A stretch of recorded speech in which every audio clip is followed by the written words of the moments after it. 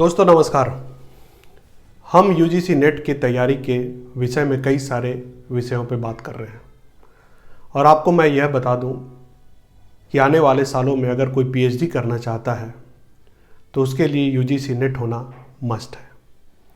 इसलिए इस परीक्षा के प्रति गंभीरता और तैयारी लाजमी हो जाती है। हम मीडिया और सोसाइटी पे बात कर रहे हैं। इस श्रृंखला में हमने ऑलरेडी 3 वीडियो बना रखे हैं। आज उसी श्रृंखला की यह चौथी कड़ी है। समाज को समझने के लिए जो पश्चिमी जगत है उसमें कई सारे शोध हो चुके हैं, रिसर्च हो चुके हैं। मीडिया कैसे समाज को रेगुलेट करता है, समाज पे मीडिया का कैसे प्रभाव पड़ता है, और खास करके किसी खास परिस्थिति में जैसे युद्ध के समय में आप ले लें या फिर आप वोटिंग के समय ले लें, यानी चुनाव के समय ले लें। ये सब कुछ ऐसे समय होते हैं जब मीडिया पूरी तरह समाज को प्रभावित करना चाहती है, क्योंकि मीडिया में जो स्टेक होल्डर हैं, चाहे बड़े पूंजीपति हों, जब बड़े राजनीतिक दल के नेता हों, सबका हित कहीं ना कहीं उसमें सम्मिलित होता है। इसीलिए उस समय मीडिया कैसे समाज को प्रभावित करती है, इस पर कई सारा अध्ययन हुआ है। और उसी में से एक जो बहुत ही गंभीर अध्ययन हुआ है वह 1968 में 1968 में अमेरिका में हुआ है, प्रेसिडेंशियल इलेक्शन के समय, और यह एजेंडा सेटिंग थ्योरी है।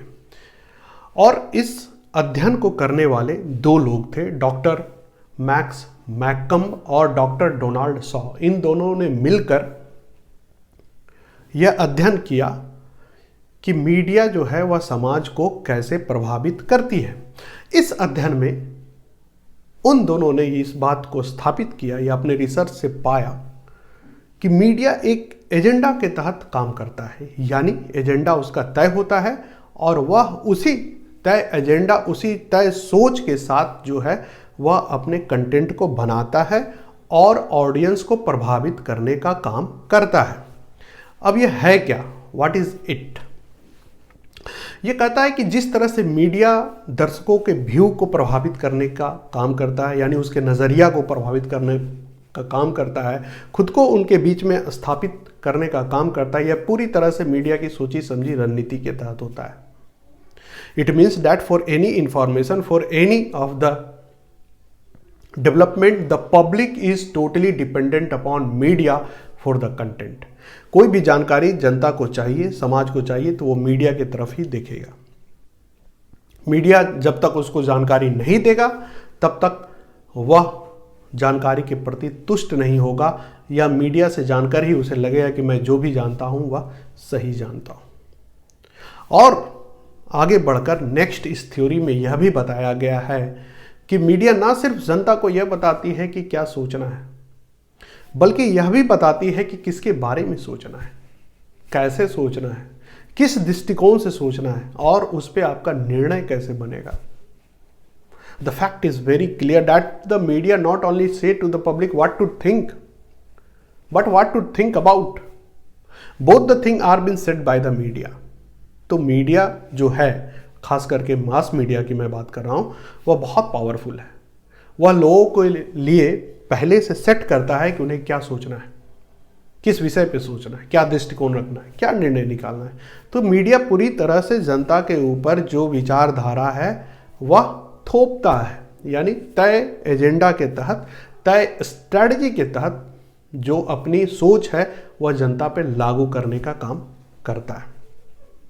और इसमें यह भी बताया जाता है कि the media is bias related to the politics, related to the economy, related to the culture, यानी according to the agenda setting theory the media work under the influence of some of the party, some of the stakeholder, and they are working in a biased way, bias to bring benefit to the economist, to the industrialist, to some of the people, influencing people.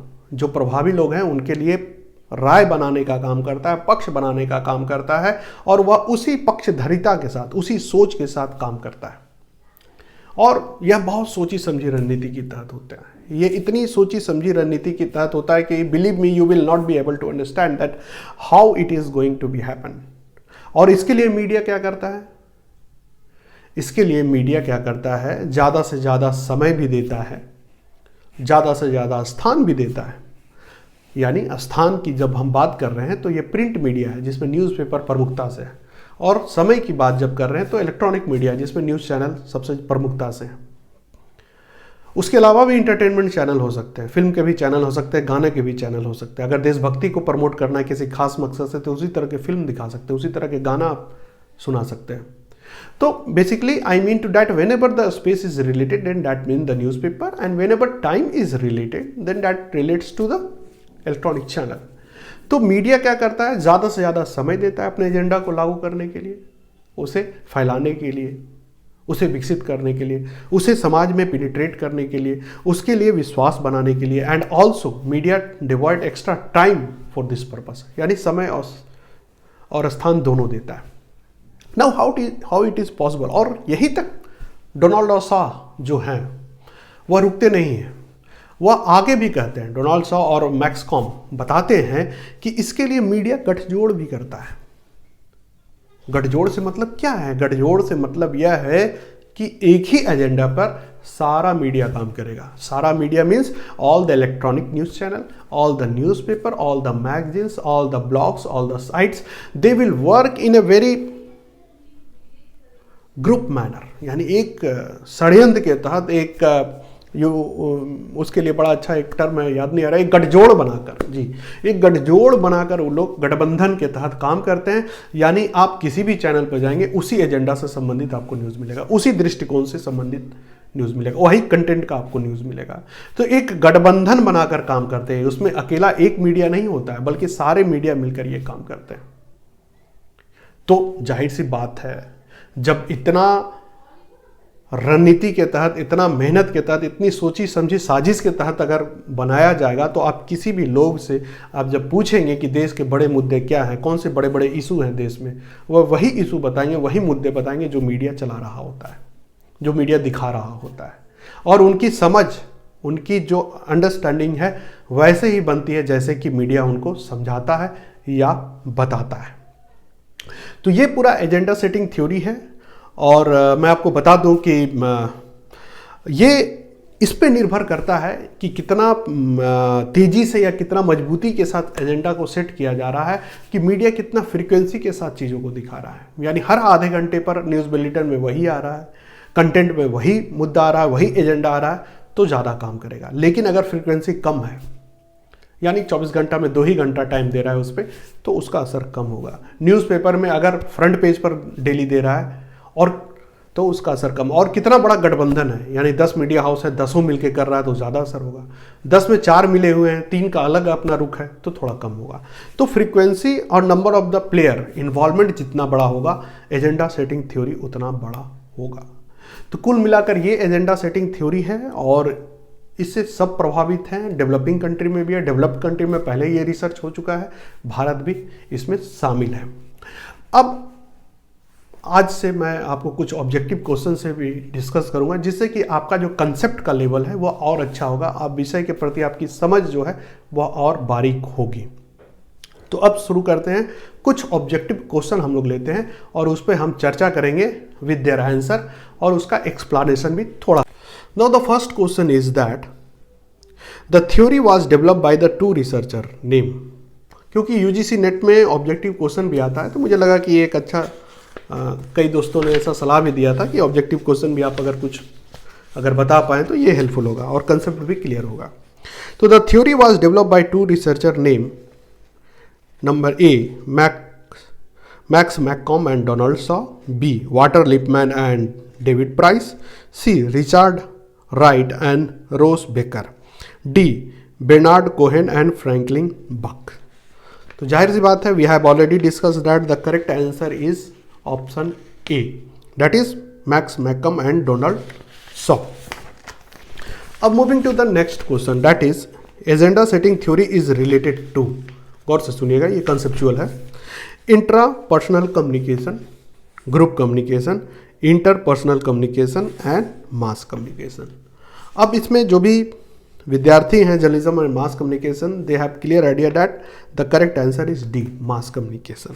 वह इसलिए क्योंकि intrapersonal communication जब हम खुद से बात करते हैं तो वो होता है, ग्रुप कम्युनिकेशन 2-4 लोग मिलकर बात करते हैं, इंटरपर्सनल 2 लोगों में बातचीत होती है, मास कम्युनिकेशन जिसमें अखबार, टेलीविजन चैनल, तारे, रेडियो, सारे जो जनसंचार के माध्यम है वो सब आते हैं।